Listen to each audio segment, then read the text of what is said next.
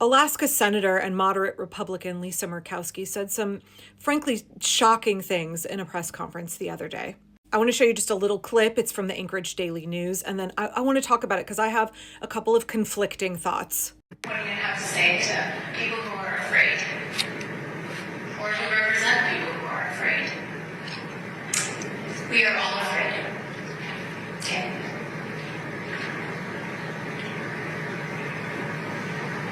So I've stated. But we are,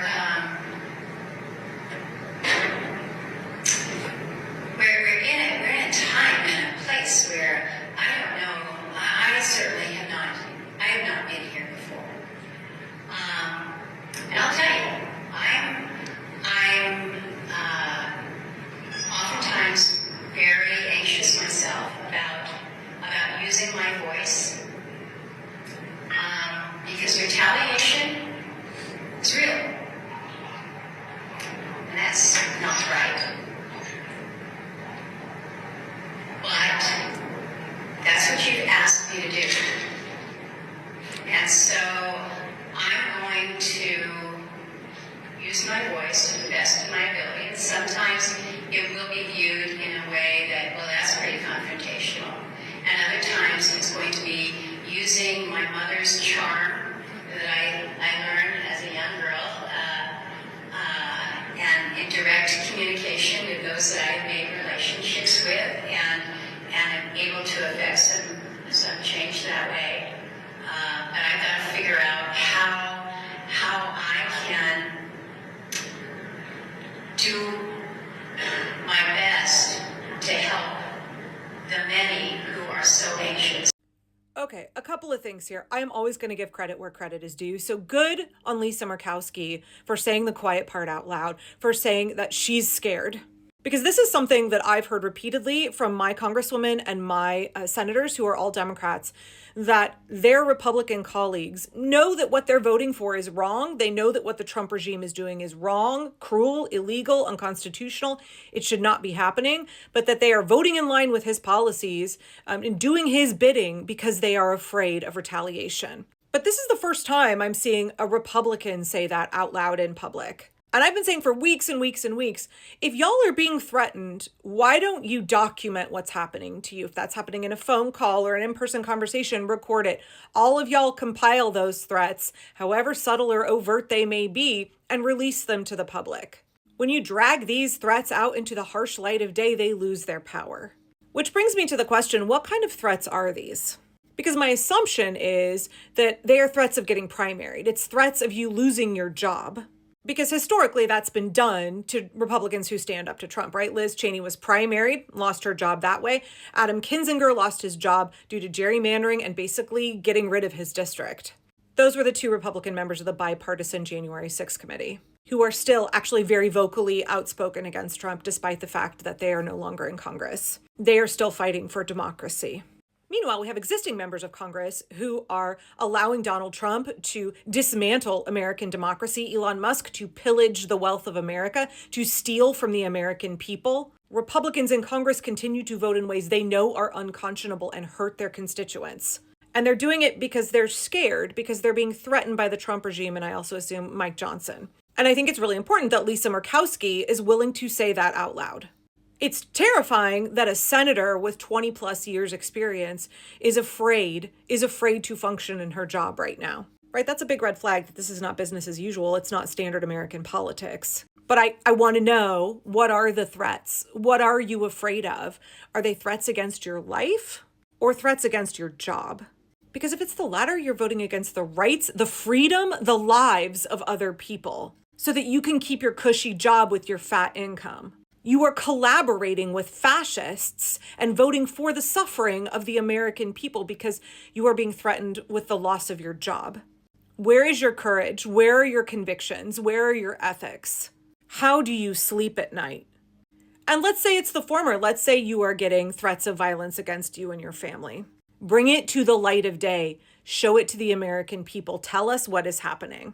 if there truly is this cohort of Republicans in the House and the Senate who know that what Trump is doing is wrong, they don't like it, they're scared, they want it to stop, then they need to bond together. They need to speak out about what's happening. They need to join with Democrats on the other side of the aisle as patriots who are willing to defend democracy against an authoritarian regime. Like, do y'all truly believe that if you stand up to Trump and you choose not to go along with his horrific plans, you decide, I'm not going to be an appeaser anymore. I'm actually going to vote in line with my oath to the Constitution. I'm going to vote on behalf of my constituents. I'm going to do what's right. That it gets reported in the press, this cohort of Republicans, they chose to do what was right.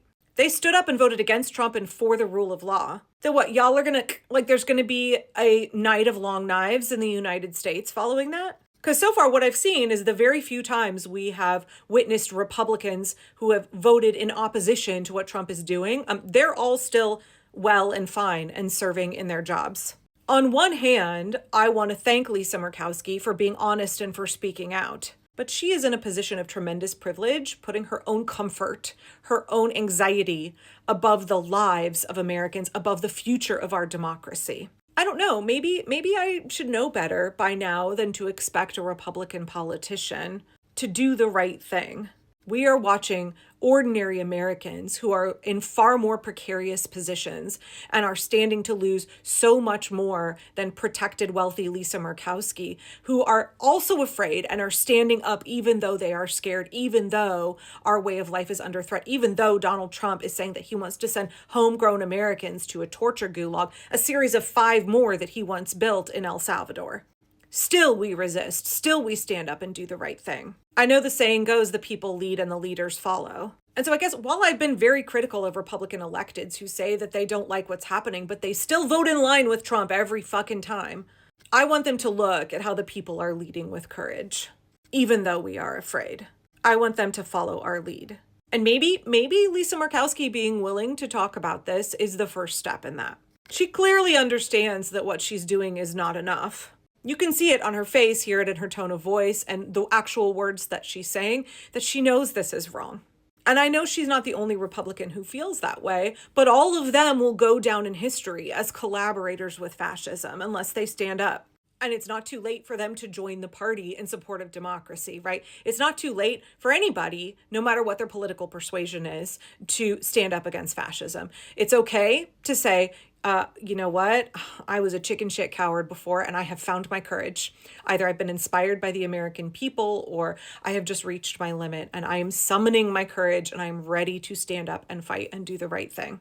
The way that you have integrity, the way people respect you, the way that you get things done and you earn the trust of the American people is by admitting when you are wrong and working to repair the damage that you have done. People will have far more respect for somebody who says, I was weak and I did the wrong thing and I understand that now and I'm going to fix it. As somebody who has made more than her fair share of poor choices in life, I can confidently say that if you ever hope to sleep well at night again, Lisa Murkowski, if you ever hope to regain the respect of the American people, if you ever hope to rewrite the history books so that you are no longer listed as a collaborator, but instead as a patriot, own what you did and work to fix it. It is a great first step, and I applaud you for saying, I'm scared, and this is not a good scene, right? It's amazing to me that the tiniest bit of acknowledgement needs like a big round of applause and like lots of carrots, right? There's a time for critique, and then there's a time to acknowledge when someone does even the tiniest thing correct. And it's astounding to me that what Lisa is doing is an outlier, that this is an exceptional thing that is worthy of tons of praise from us. But we need to let every elected know when you take that first step, you take that risk, you will be rewarded by the people. And ultimately, the message is, if you're afraid of Trump and his threats, side with the American people, side with the Constitution, side with the rule of law. That is where you will find your safety and protection, because ultimately the power lies with the people. Not only do we not forget who is a collaborator, who chooses to remain silent, who vocally supports this regime, we will also not forget who owns their errors, their mistakes. We will not forget who finds their courage, because it is never too late. It's never too late to say enough is enough. I'm sorry it took me this long, but I'm here now and I'm ready to do the work. So I feel conflicted about this video. We need to praise Lisa, but we also need more. If this is the first step, great. So much harm has already been done, but there is still so much work left to do. And ultimately, we need the Republicans to impeach and remove Trump. They need to wake up and realize what their constitutional duty is, and they must find their courage to do it.